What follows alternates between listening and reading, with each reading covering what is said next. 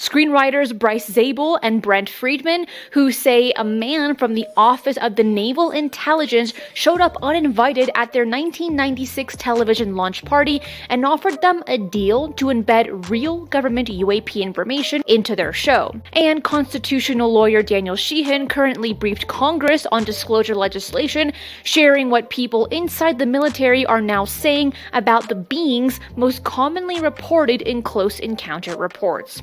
Let's start off with the paper. Zabel had been pressing Friedman about it for years. When Friedman finally moved from LA to the Pacific Northwest, his wife took charge of what went into a smaller safety deposit box and what went into the home safe.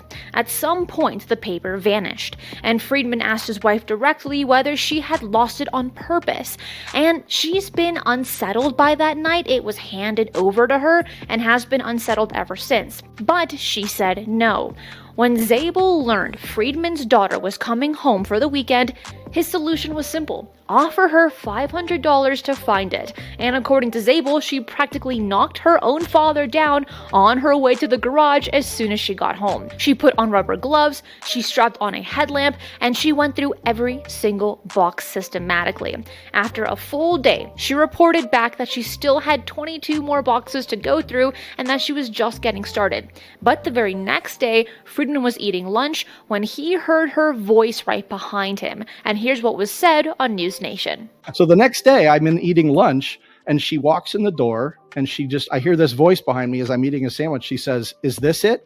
And I turn around and she's holding it.